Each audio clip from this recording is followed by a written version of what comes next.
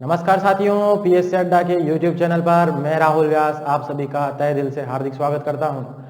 तो अभी जो हमारे न्यू स्टूडेंट हमारी क्लासों के साथ जो है जुड़े हैं, उन्हें पहले मैं हमारी क्लासेस के बारे में सूचना दे देता हूं कि हमारी ये जो क्लासेस हैं वो आपके प्रतियोगी परीक्षा संबंधित ही स्टार्ट की गई हैं। और अगर आप ये क्लासेस देख रहे हैं तो आप निश्चित ही प्रतियोगी परीक्षा की तैयारी में लगे हुए हैं। दोस्तों, अगर आप किसी भी एग्जाम की तैयारी चल रही हैं, चाहे वो एसएससी, रेलवे या बैंक या अगर किसी सिविल सर्विसेज की एग्जाम की भी तैयारी कर रहे हैं, तो ये हमारी क्लासेस आपके लिए ही स्टार्ट की गई हैं। दोस्तों, तो अभी हमारी ये जो क्लासेस हैं ये जनरल नॉलेज के जितने भी सब्जेक्ट हैं उनको कवर करने के लिए शुरू की गई हैं। इसमें हम अभी संविधान के बारे में देख रहे हैं और अभी तक हम संविधान के बारे में जितने भी पहलू थे उनको अच्छी तरीके से देख चुके हैं। अभी हमने रिसेंटली जितना भी है संविधान के निर्माण से लेकर आपके केंद्र प्रशासन किस प्रकार से कार्य करता है वह हम देख चुके हैं। अब हम जो राज्य सरकार पढ़ रहे हैं इसमें भी हमारे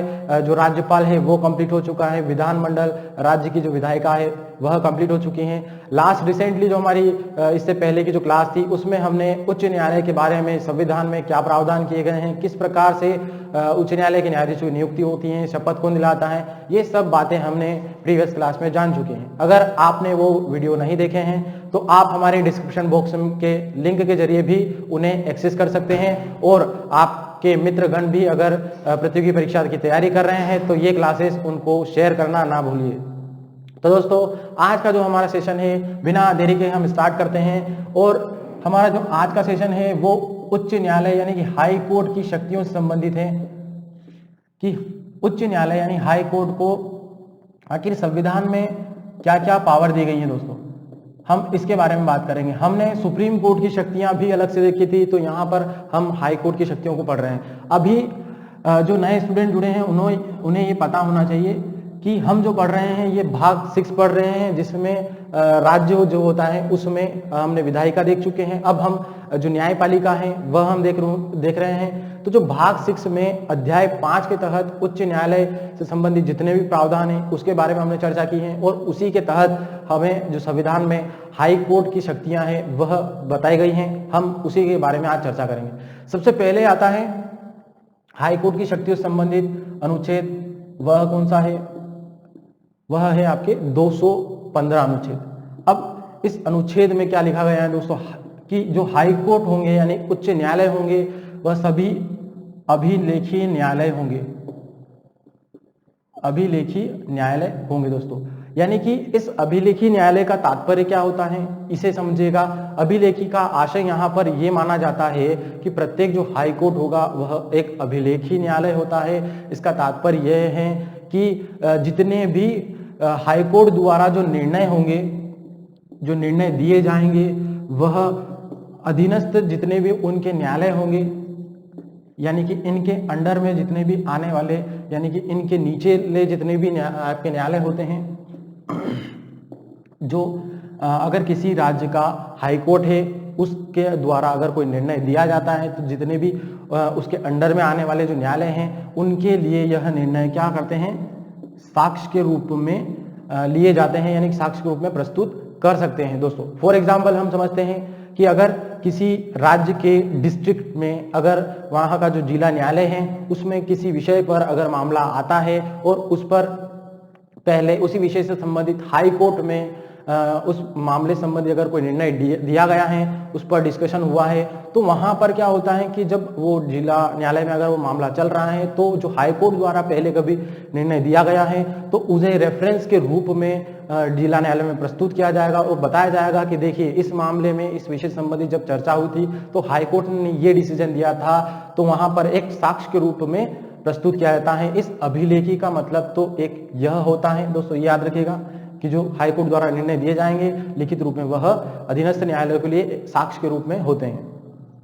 दूसरा क्या इसका तात्पर्य निकलता है कि जो हाई कोर्ट होंगे यानी कि उच्च न्यायालय वह अवमानना के मामले में दंड देने की शक्ति रखते हैं। यह भी अभिलेखीय न्यायालय का तात्पर्य होता है। अब इसका तात्पर्य क्या है कि अगर हाई कोर्ट द्वारा कोई आदेश दिया जाता है तो अगर उसको कोई आदेश को पालन नहीं करता है, उसकी मानता नहीं, तो अवमानना के तहत हाई कोर्ट को ये शक्ति है कि आदेश को न मानने पर वह दंड दे सकता है। यह शक्ति इसके तहत हाई कोर्ट को प्रदत्त है संविधान के तहत। तो इस अभिलेखीय न्यायालय का जो मतलब है हम सुप्रीम कोर्ट में भी देख चुके थे।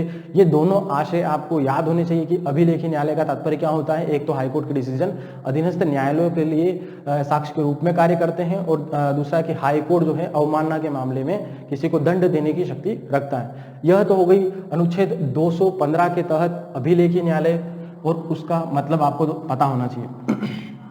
अब हम आते हैं उच्च न्यायालय की शक्तियों से संबंधित एक और अनुच्छेद आता है, वह याद होना चाहिए दोस्तों आपको कि एक आता है आर्टिकल 225।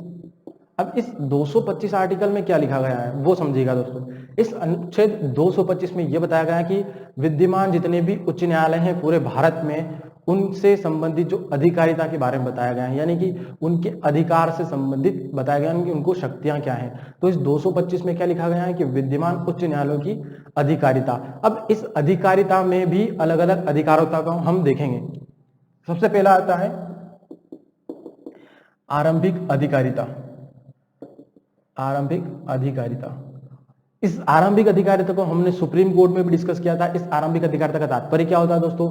ऐसा होता है कि जब किसी विषय से संबंधित जब मामला आता है तो उसको डायरेक्टली आप हाई कोर्ट में सुनवाई के लिए ले जा सकते हैं, यानी कि किसी नीचे के न्यायालय से ऊपर नहीं जाता है, आप डायरेक्टली हाई कोर्ट में उस मामले को ले जा सकते हैं उस आरंभिक अधिकारिता के क्षेत्र के तहत। आरंभिक अधिकारिता का मतलब ये होता है, अब जिस प्रकार हमने सुप्रीम कोर्ट में देखा था कि वहां पर आरंभिक अधिकारिता के मामले कौन कौन से होते हैं, तो केंद्र एवं राज्यों के मध्य अगर कोई संघर्ष हो या दो राज्यों के मध्य भी संघर्ष होता है तो वह सुप्रीम कोर्ट के आरंभिक अधिकारिता के तहत आता है। अब यहाँ पर क्या होता है, जब हाईकोर्ट की यहाँ हम आरंभिक अधिकारिता की बात करें तो सामान्यतः तो हाई कोर्ट की कोई आरंभिक अधिकारिता नहीं होती है, यानी उनको किसी प्रकार से हाई कोर्ट जो आरंभिक शक्ति है वो नहीं दी गई है। परंतु इसमें कुछ एक्सेप्शन आते हैं, यानी अपवाद आते हैं यहाँ पर, वो अपवाद भी हमें पता होना चाहिए। वो क्या है? तो दोस्तों जब बात करें हम कि पहले भारत में सबसे पहले जो मुंबई यानी कि बम्बई यानी मुंबई, उसके बाद मद्रास और कोलकाता, ये तीन हाई कोर्ट जब सबसे फर्स्ट 1862 में हमारे यहाँ बनाए गए थे अंग्रेजों के समय, तो इनको सिविल मामलों से संबंधित अधिकारिता जो आरंभिक अधिकारिता है वह दी गई थी। तो अभी भी यह जो सिविल मामलों संबंधित अधिकारिता है वो इन तीनों हाई कोर्ट को भी बनाए रखी गई, यानी इनसे सिविल मामलों की आरंभिक अधिकारिता की शक्ति नहीं छीनी गई है। सिविल से तात्पर्य क्या है, मैंने बहुत बार बता दिया है कि सिविल यानी दीवानी मामले यानी केस से संबंधित अगर कोई मामला है तो उसमें आरंभिक अधिकारिता इन तीन हाई कोर्टों को है। बाकी अन्य जितने भी हाई कोर्ट है स्टेट के, उनको सिविल मामलों से संबंधित आरंभिक अधिकारिता नहीं है। अब यहाँ पर क्या होता है कि हम जब बात करें अन्य जितने भी, जैसे कि ये तो तीन हो गए हाई कोर्ट, जितने भी भारत में सभी हाई कोर्ट हैं उनको कुछ मामलों में आरंभिक शक्ति दी गई है। वह मामले हमें देखने होंगे कि किन किन मामलों में जितने भी हाई कोर्ट है भारत में उनको आरंभिक शक्ति दी गई है। वो मामले हम देख लेते हैं दोस्तों। सबसे पहले बात आती है कि जो संसद के सदस्य हो गए या फिर जो राज्य के विधानमंडल है, तो उसमें अगर इन दोनों के जो सदस्य हैं, संसद के सदस्य और राज्य विधानमंडल के जितने भी सदस्य हैं, अगर इनके चुनाव से संबंधित कोई मामला आता है, यानी कि चुनाव का कोई विवाद उत्पन्न होता है, तो वहां पर क्या होता है, वह उस राज्य के हाई कोर्ट की आरंभिक शक्ति के तहत आता है। यानी कि डायरेक्टली जब कभी संसद के सदस्यों और विधानमंडल के जो चुनाव संबंधी विवाद आएगा तो वह डायरेक्ट कहाँ जाएगा, वो मामला हाई कोर्ट में जाएगा। उसके अलावा जो नागरिकों के हमने मूल अधिकार देखे हैं, 6 मौलिक अधिकार हमने पढ़े हैं, तो जो नागरिकों के मौलिक अधिकार हैं उनको लागू करना, जो मूल अधिकार हैं उनको लागू करने से संबंधित भी आरंभिक शक्ति हाई कोर्ट को दी गई है, यानी कि आर्टिकल 226।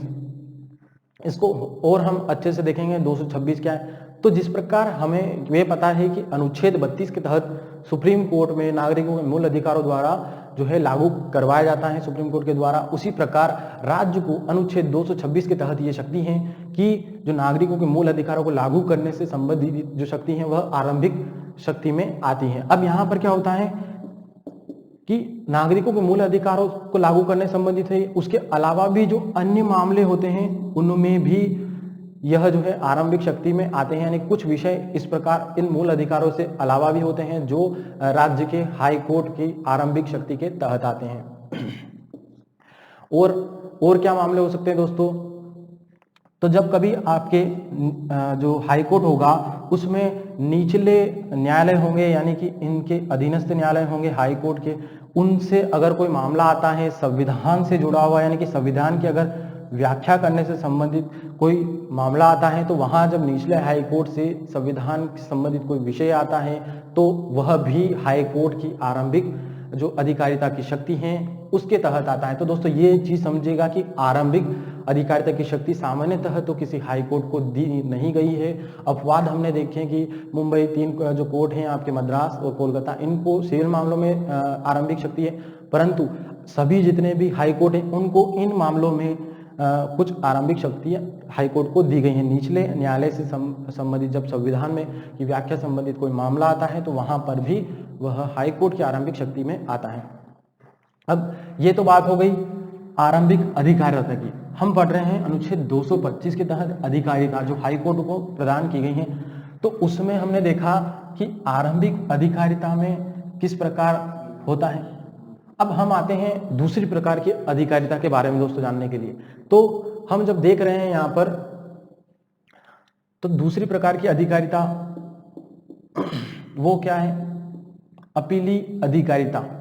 दोस्तों अपीली अधिकारिता के बारे में भी हमने सुप्रीम कोर्ट में देखा था, उसी प्रकार हम अपीली अधिकारिता को देखते हैं। अब यहाँ पर नॉर्मल सा आप डिफरेंस भी जान लीजिएगा कि अपीली और आरंभिक में क्या डिफरेंस है। वहां मैंने बताया आरंभिक में क्या होता है कि अगर कोई मामला आता है तो वह डायरेक्ट आपके हाई कोर्ट में सुनवाई के लिए जा सकता है, उसका तात्पर्य वहां। जबकि अपीली में क्या होता है कि किसी निचले अदालत या फिर जिला हाई कोर्ट से, जब जिला जो न्यायालय है उससे अगर हाई कोर्ट में मामला जाता है राज्य में, तो उसको अपीली अधिकारिता कहते हैं। यानी कि एक न्यायालय से, जिला न्यायालय से हाई कोर्ट में जब अपील की जाती है तो उसको अपीली अधिकारिता कहते हैं। अब यहाँ पर एक चीज याद रखिएगा, जितने भी हाई कोर्ट होते हैं वह अपीली न्यायालय ही कहे जाते हैं, यानी कि ये तो अपीली न्यायालय ही कहे जाते हैं, यानी इसमें अपीली अधिकारिता की शक्ति होती है। जितने भी हाई कोर्ट हो गए उनको अपीली अधिकारिता की शक्ति होती है और इन्हें अपीली न्यायालय ही कहे जाते हैं हाई कोर्ट के। अब यहाँ पर आते हैं 2-3 प्रकार आते हैं अपील करने के, वो भी याद रखिएगा। सिविल मामलों से संबंधित जब हम अपीली अधिकारिता की बात करते हैं, यानी कि दीवानी मामले हो गए। अब इसमें किस प्रकार के मामले आते हैं वो भी देखिएगा दोस्तों। जब कभी अगर सिविल मामलों से संबंधित अगर कोई कानून की व्याख्या से महत्वपूर्ण मुद्दा आता है, यानी कि अगर पेशे से संबंधित अगर कोई कानूनी विवादित मामला या फिर उसकी व्याख्या से संबंधित कोई मुद्दा आ जाता है, तो उसमें जो जिला न्यायालय होगा वहां से कहां पर आपके जो हाई कोर्ट होगा राज्य का, उसमें अपील की जा सकती है जिला न्यायालय से हाई कोर्ट में। किस मामले में? सिविल मामले में, और उससे संबंधित अगर कोई कानून का मुद्दा आता है तो वहां पर। दूसरा, किस प्रकार की कंडीशन में आपके सिविल मामलों में अपील की जाती है जिला हाई कोर्ट, जिला जो न्यायालय होगा उससे हाई कोर्ट में? तो वह होती है कि अगर कोई ज्यादा पैसे का मामला आता है, जैसे कि लाख हो गए, लाखों करोड़ों रुपए हो गए, अगर कुछ ज्यादा बड़ा पैसे का मामला आता है तो वहां पर भी क्या होता है, एक जिला न्यायालय से वह मामला हाई कोर्ट में अपील के लिए जा सकता है। यह उसकी आपके हाई कोर्ट की शक्ति होती है। तो सिविल मामलों में तो दोस्तों ये याद रखिएगा, इसमें ये शक्ति आती है। जबकि अब अगला मामला जब हम देखें, यानी कि ये तो हो गई सिविल मामले। दांडिक मामलों की बात करें, दांडिक मामलों में दोस्तों याद रखिएगा, दांडिक मामलों का तात्पर्य भी जान लीजिए जो नए स्टूडेंट है, कि दांडिक का तात्पर्य क्या होता है। जैसे कि ये तो हो गए पैसे से संबंधित। दूसरा होता है ये कि जो अगर कोई अपराध करता है तो वो अपराधिक श्रेणी जो होती है वह दांडिक कहलाती है, यानी उसको अपराध के बदले जो है दंड दिया जाता है। जबकि सिविल मामलों में क्या होता है कि नॉर्मल सा जुर्माना लगता है, ज्यादा इतनी बड़ी सजा नहीं दी जाती। जबकि दांडिक मामले होते हैं वह किसी दुर्कृत्य या फिर हम कहें कि जब कभी कोई अपराध हो जाता है तो उनको दांडिक मामलों में लिया जाता है और उस पर कड़ी सजा भी दी जाती है। तो दांडिक जो मामले होते हैं इस पर अपीली जो अधिकारिता हम देख रहे हैं उसमें किस प्रकार की कंडीशनें आती हैं वहां पर, और अपीली कब की जाती है हाई कोर्ट में, तो वो भी जान लीजिए। दोस्तों, यदि अगर किसी सत्र न्यायालय ने, अगर किसी सत्र न्यायालय में किसी सत्र न्यायाधीश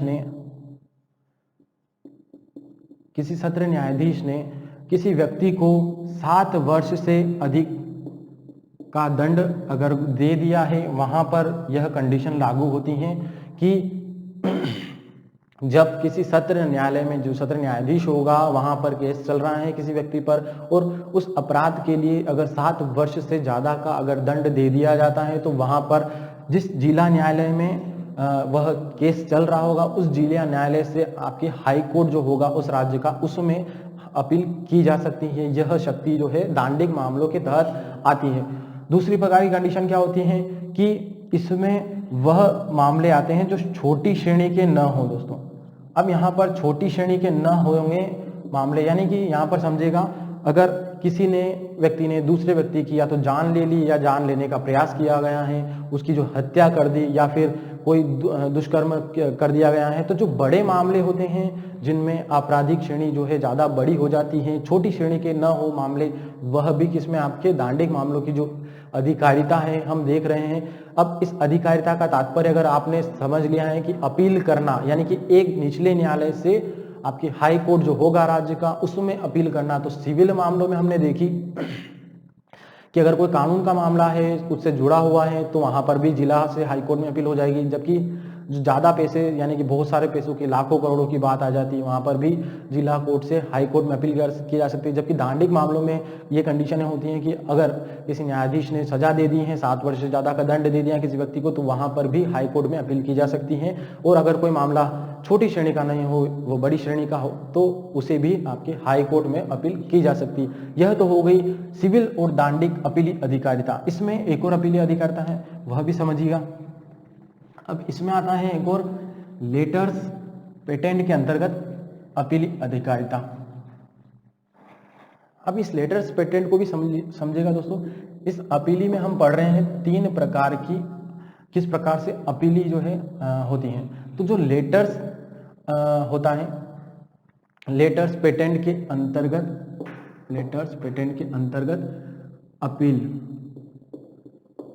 तो सिविल दांडिक तो हम देख चुके हैं। अब लेटर्स पेटेंट अपील के तहत क्या होता है कि अगर किसी न्यायालय ने, यानी कि कोई हाई कोर्ट है, उच्च न्यायालय है, किसी उच्च न्यायालय में अगर कोई मामला आता है और उस मामले पर वहाँ की जो बेंच होगी, एक न्यायाधीशों की बेंच होती है उच्च न्यायालय में, तो अगर किसी विषय संबंधित उस बेंच ने निर्णय पहले दे दिया है, मामला आने के बाद हाई कोर्ट की बेंच ने निर्णय दे दिया है, तो उस निर्णय के बाद वापस से उसी हाई कोर्ट की जो खंडपीठ होगी, उसी हाई कोर्ट की खंडपीठ होगी, वहां पर इस लेटर्स पेटेंट के अंतर्गत अपील की जाती है। इस चीज को समझिएगा, ये अभी हमारे संविधान के तहत तो नहीं है, परंतु ये पहले से चला आ रहा है। जो लेटर्स पेटेंट के तहत अपील की जाती है वह क्या है, वह समझिएगा दोस्तों कि अगर किसी हाई कोर्ट में किसी व्यक्ति से संबंधित कोई मामला है और उसमें उस बेंच ने जो हाई कोर्ट की है उसने निर्णय दे दिया है, तो वापस उसी हाई कोर्ट की जो है खंडपीठ में अगर अपील की जाती है तो वह क्या होती है, लेटर्स पेटेंट के अंतर्गत अपील कहलाती है। तो दोस्तों यहाँ पर क्या होता है कि इसमें सिर्फ 5 प्रकार क्या कहूँ मैं, 5 राज्यों के जो हाई कोर्ट हैं वही आते हैं।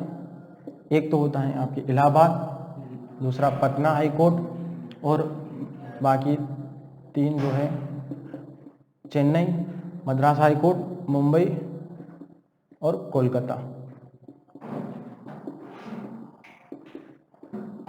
तो ये 5 जो है राज्यों के हाई कोर्ट हैं, इन्हीं में ये लेटर्स पेटेंट के तहत अपील का प्रावधान है। ये याद रखेगा, सिर्फ इन 5 में ही क्या है, लेटर्स पेटेंट के अंतर्गत अपील की जाती है। और लेटर्स पेटेंट के अंतर्गत अपील किस प्रकार होती है, यह भी मैंने आपको बता दी है दोस्तों। अब हम आगे बढ़ते हैं। ये अधिकारिता हमने 2 प्रकार की देख ली है, आरंभिक अधिकारिता और अपीली अधिकारिता। अब हम फटाफट देखते हैं कि एक और आती है रीट अधिकारिता, आर्टिकल 226। इस 226 को अभी हमने डिस्कस किया दोस्तों। अब इसमें क्या होता है कि रीट अधिकारिता के तहत अनुच्छेद 226 में ये बताया गया है कि जो नागरिक होंगे उनको मूल अधिकार दिए गए हैं, उन मूल अधिकारों से हनन होने पर जो हाई कोर्ट होगा वह रीट जारी कर सकता है। हमने सुप्रीम कोर्ट में देखा था कि 5 प्रकार की रीट सुप्रीम कोर्ट जारी करता है नागरिकों के जो मूल अधिकार हैं उनका हनन होने पे, जैसे कि बंदी, प्रत्यक्षकरण, परमादेश, उत्प्रेषण, प्रतिषेध हो गया और अधिकार परीक्षा। ये 5 प्रकार की रिटें हमने सुप्रीम कोर्ट में देखी थी डिटेल में। यहाँ पर जो हाई कोर्ट होता है इस अनुच्छेद के तहत जो है रिट जारी कर सकता है नागरिकों के मूल अधिकारों के हनन पर। बस इतना सा डिफरेंस याद रखिएगा कि ये मूल अधिकारों के हनन पर तो जारी कर ही सकता है, उसके अलावा जो मूल अधिकारों के भाग नहीं हैं उन मामलों में भी हाई कोर्ट क्या कर सकता है, रिट जारी कर सकता है। ये डिफरेंस याद रखिएगा।